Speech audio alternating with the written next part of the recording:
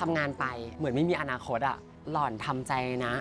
หล่อนจะได้แค่นี้โอ๊ยไม่ต้องคิดอะไรมากหรอกก็เป็นแค่กระเทยอะไรอย่างเงี้ย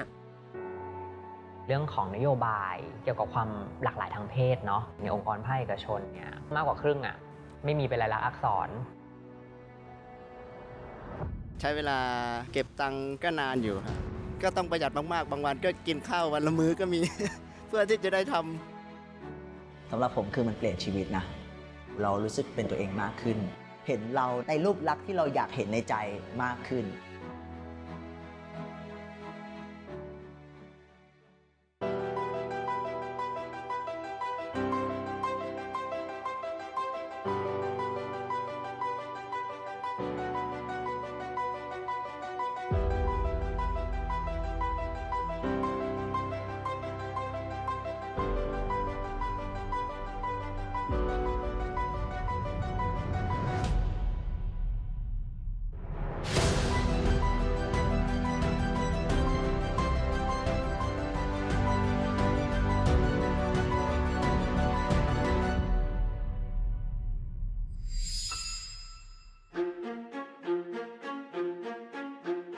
ภาพจากข่าวสื่อบันเทิงและคำบอกเล่าปากต่อปากของนักท่องเที่ยวที่มาเยือน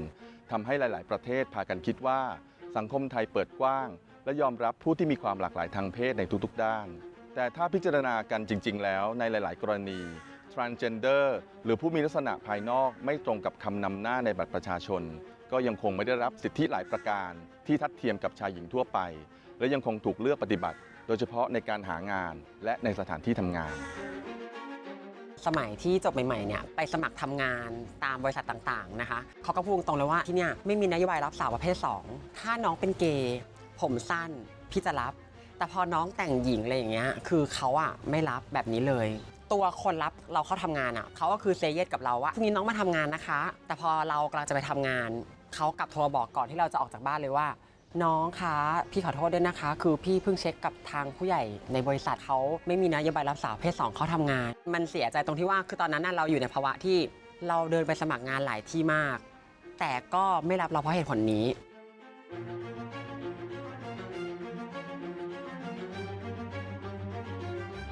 L กับ G เนี่ยคือ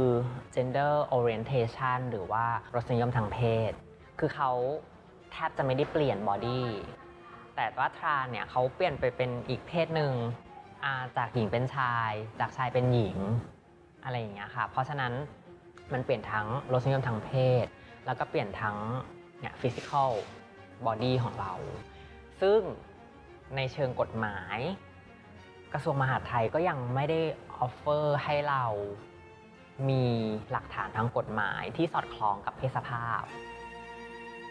ผลสำรวจและรายงานหลายชิ้นจากสถาบันที่มีชื่อเสียงชี้ให้เห็นว่าในโลกของการทำงาน Transgender ยังคงพบอุปสรรคมากมายตั้งแต่การเลือกอาชีพการสมัครงานการสอบสัมภาษณ์สวัสดิการ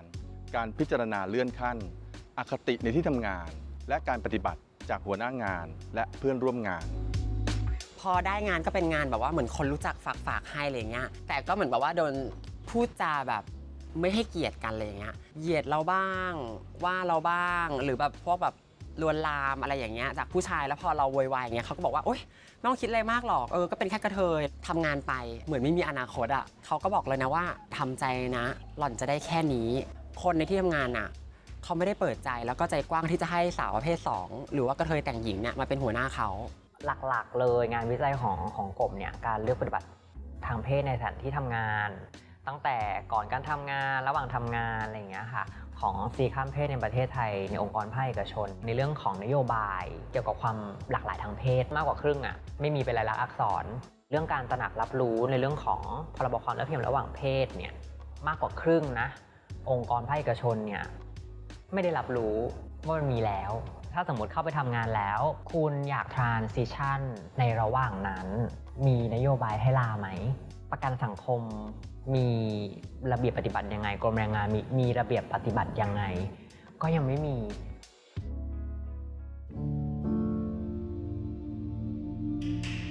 มีครั้งหนึ่งผมไปประชุมเนาะเรื่องบริการสุขภาพนี่แหละเราต้องลงทะเบียนว่าเรามาจากหน่วยงานไหนพอไปถึงก็คือนางสาว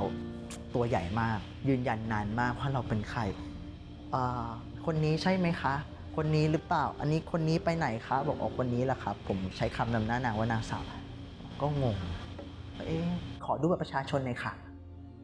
ใช่ไหมอะไรเงี้ยเราจะเจอแบบเนี้ย ในบริษัทที่กูเคยทำงานด้วยมาก่อน ก็เจอเหมือนคำถามอะค่ะเหมือนตอนเวลาจะไปห้องน้ำเขาถามว่าแบบ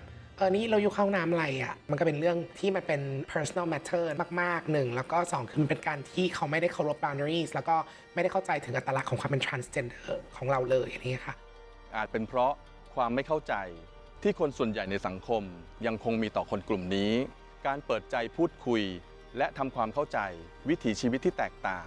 อาจเป็นจุดเริ่มต้นของการอยู่ร่วมกัน และเปิดโอกาสสู่สิทธิเท่าเทียมให้กับ transgender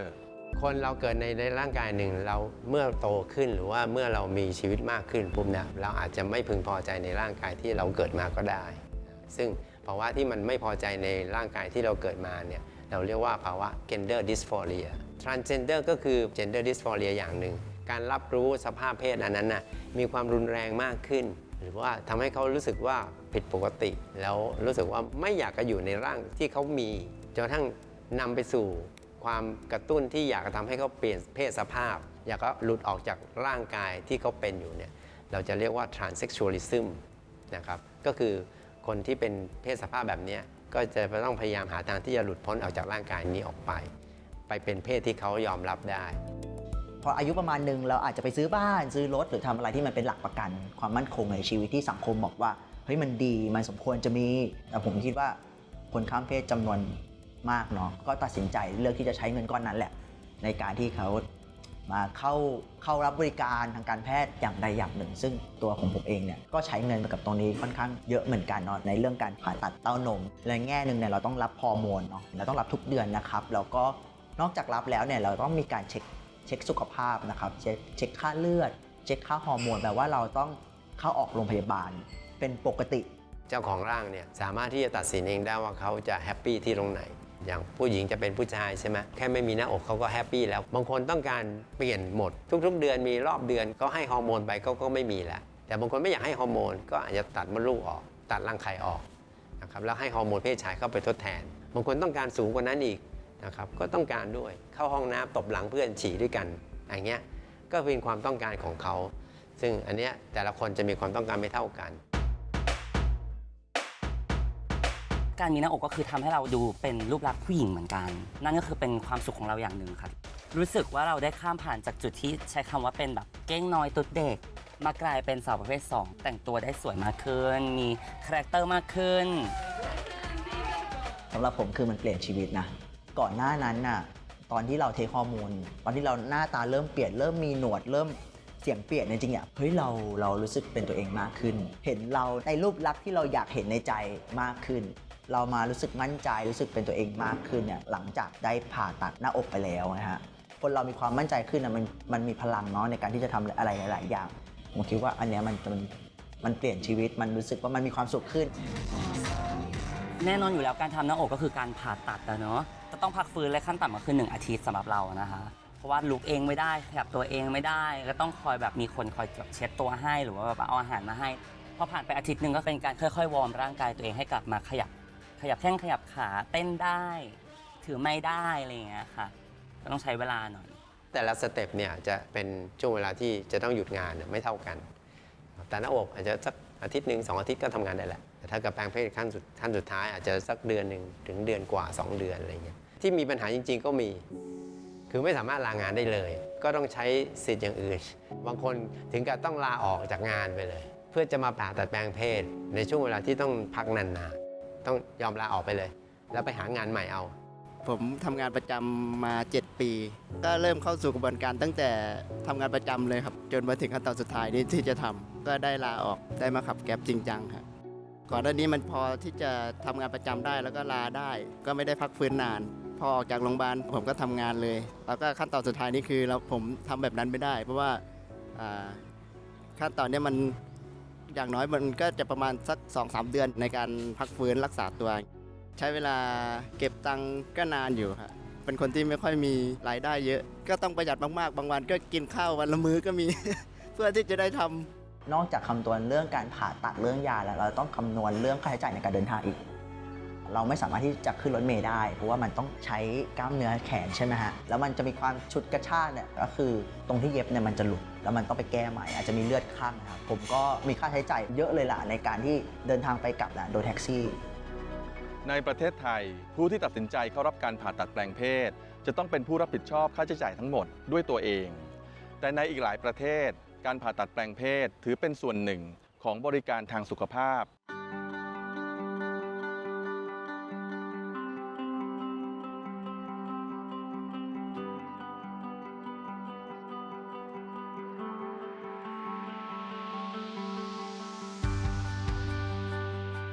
Hormones, operations, etc. They are paid by our national healthcare system, so it is part of that. It is part of our basic insurance, and every person in our country is insured for this healthcare, and it is funded from our insurance. I'm from Amsterdam. In Amsterdam, they take a really good care of that because we have many festivities, attention is pointed out to it. You have many gay bars to go to, and people are diverse. So yeah, a lot of people, they just accept each other and have respect for each other.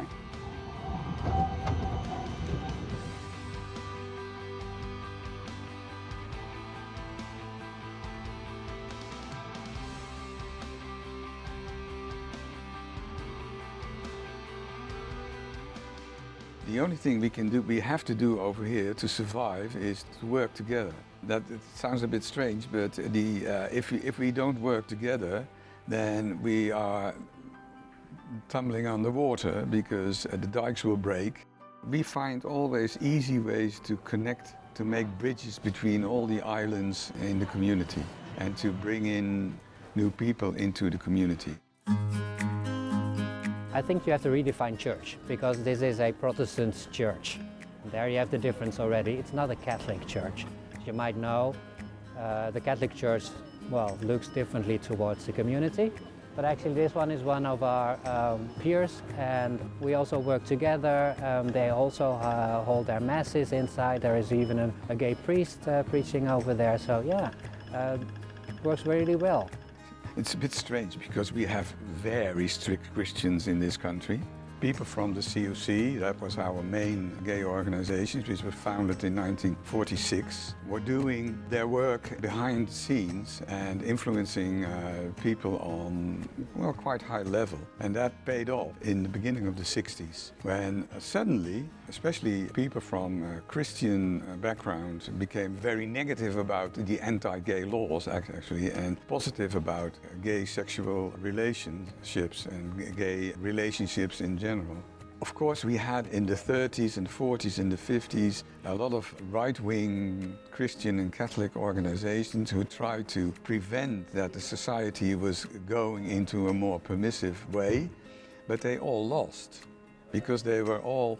working for their own ideas, and if you're not cooperating, then you won't get anywhere. In the Netherlands, we still have some rights need to progress, like the transgender rights need to be on focus. It's difficult to say, I feel safe in the country, I feel well protected, but I also have to watch my back when I'm in an area in Amsterdam where we are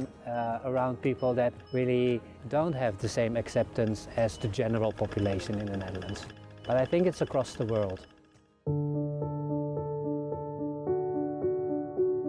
The first article of our constitution, which states that all people in our country should be treated equally, and trans people are included in that. If we look at the laws, if you get discriminated as a trans person, in a lot of situations you can go to court, and you would probably in most situations be right. But that doesn't mean that in real life you won't get discriminated against. So there is two sides of that. People are often discriminated against. When that happens, they use excuses. For example, they say that people aren't qualified enough to work somewhere while it's actually about their gender identity. When someone goes into gender transition, they can have long periods where they are absent from work and they are not able to do their job, which means that they more often get fired, so-called because they are bad employees. Well, it's just another reason, namely they are in transition. สังคมของเราประกอบด้วยผู้คนที่มีความหลากหลาย การเปิดโอกาสให้ผู้มีความหลากหลายทางเพศได้ประกอบอาชีพสุจริตในหน่วยงานทั้งภาครัฐและเอกชนโดยปราศจากการกีดกันและอคติน่าจะเป็นจุดเริ่มต้นที่ดีของการสร้างสังคมที่เป็นพื้นที่ของเราทุกคน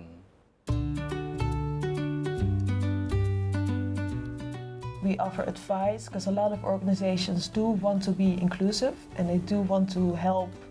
trans people get a job. So there's a lot of goodwill.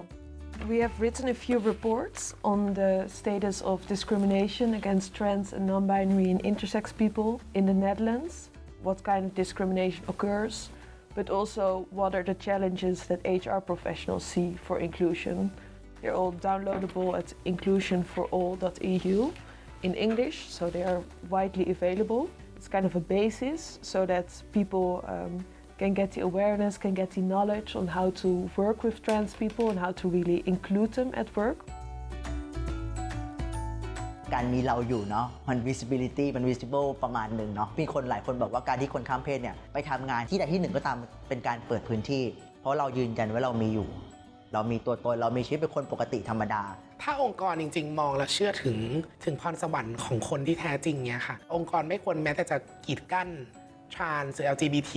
ในการไปทำงานในตำแหน่งต่างๆด้วยซ้ำเพราะว่าองค์กรควรที่จะให้คุณค่าของความสามารถของคน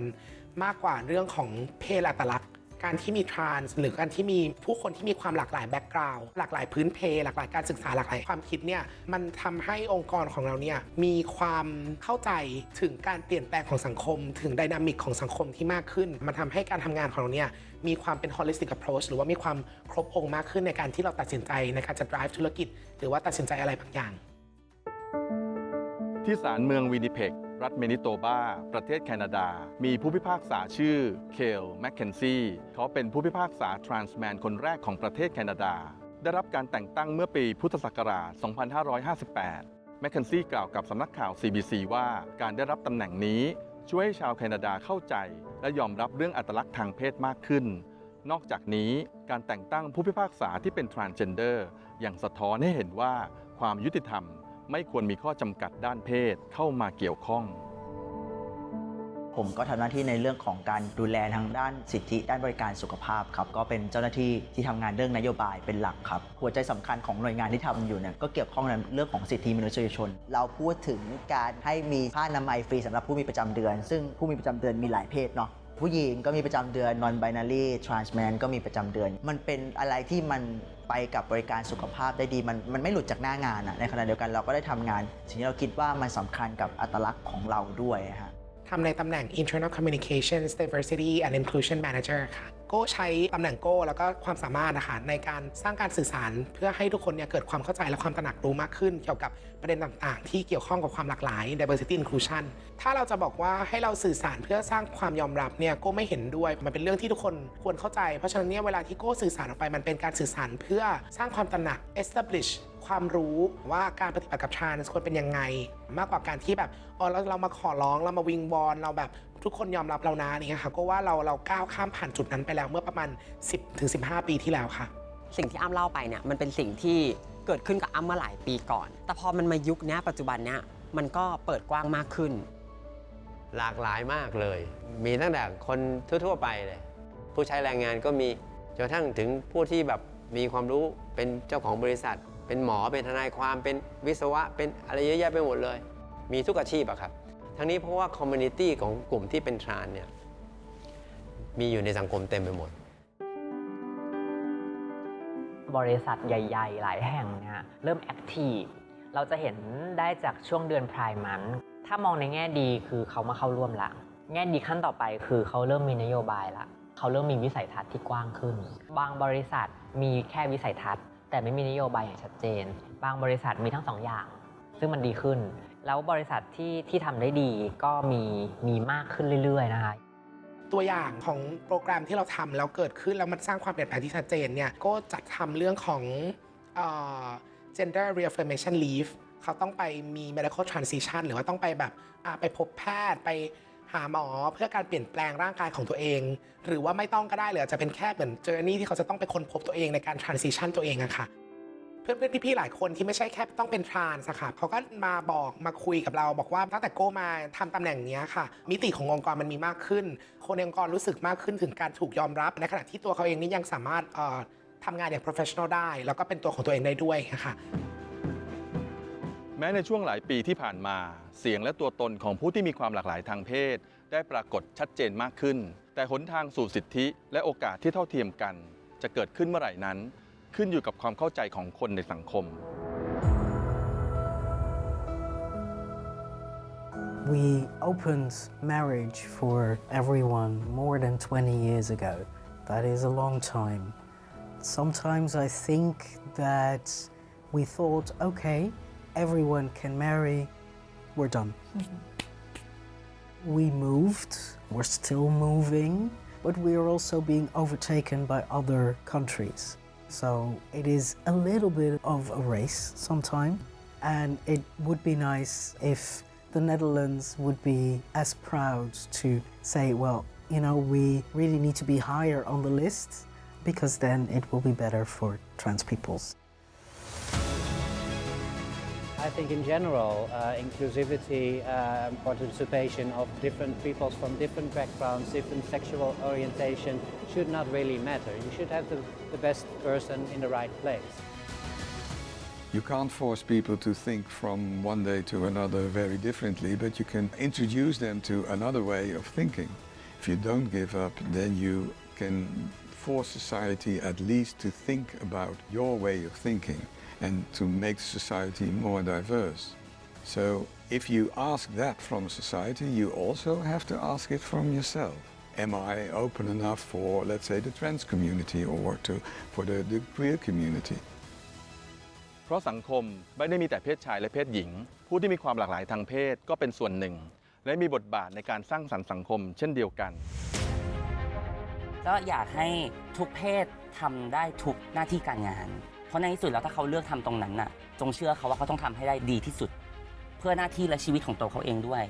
แล้วก็ประกอบอาชีพให้ดีที่สุดด้วยพอคนพูดถึงเรื่องสิทธิทางเพศเนี่ยคนก็เข้าใจว่าเป็นสิทธิทางเพศระหว่างชายหญิงแต่จริงๆมันมีสิทธิของความหลากหลายทางเพศในขณะเดียวกันก็เป็นเรื่องของสิทธิมนุษยชนด้วยเพราะว่าเราพูดถึงศักดิ์ศรีความเป็นมนุษย์อันนี้คือเรื่องสำคัญที่การเรียกร้องก็ต้องอย่างที่บอกเนาะเปลี่ยนแปลงสังคมแล้วเราต้องมีนโยบายมีอะไรที่มันรองรับเราจริงๆไม่งั้นเนี่ยมันจะลำบากมากๆเรื่องการเปลี่ยนแปลงเนี่ยหลายๆคนอาจคิดว่ามันต้องใช้ทุนทรัพย์เยอะมันต้องใช้ทรัพยากรเยอะแต่ความจริงแล้วมันไม่เลยเหมือนที่โก้บอกมาเรื่องของ gender reaffirmation policy อย่างเงี้ยโก้ก็แค่ต้องเขียนแค่ต้องใช้ความรู้ในการเขียนออกมามันไม่ได้ใช้เงินไม่ได้ใช้อะไรเลยก็อยากจะฝากว่าถ้าอยากจะให้ความเปลี่ยนแปลงมันเกิดขึ้นเนี่ยค่ะเราเองก็ต้องลุกขึ้นมาเนาะแล้วก็ต้องทำมันให้ได้แล้วก็สร้างความเปลี่ยนแปลงจากสกิลน้อยๆก่อนก็ได้แล้วมันจะโรลเป็น snowball ที่ใหญ่ขึ้นเองการเปิดใจพูดคุยทำความเข้าใจในความหลากหลายและเคารพกันและกันเป็นสิ่งที่คนในสังคมช่วยกันทำได้เพื่อให้สังคมไทยเดินหน้าสู่สิทธิและโอกาสที่มอบให้กับสมาชิกในสังคมอย่างเท่าเทียมกัน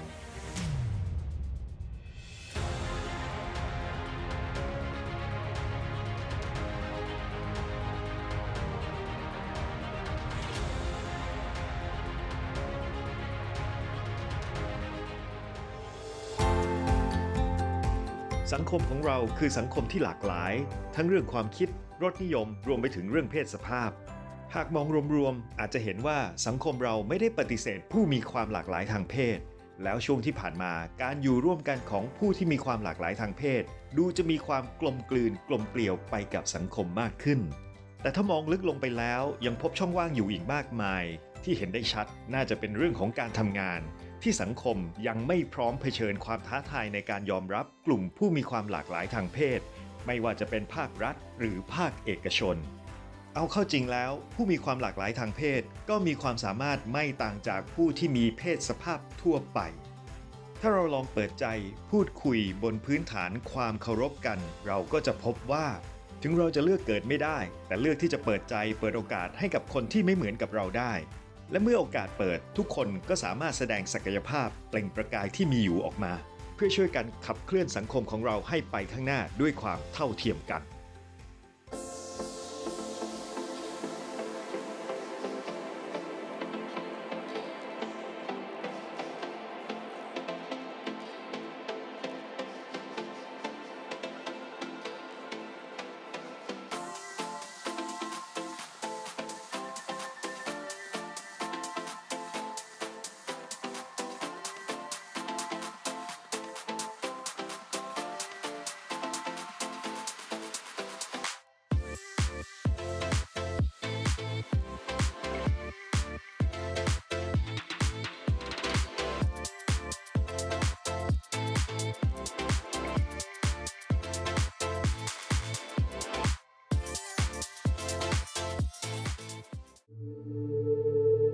การแพทย์ระบบเดียวเนี่ยไม่เพียงพอที่จะตอบสนองความต้องการของมนุษย์ เมื่อ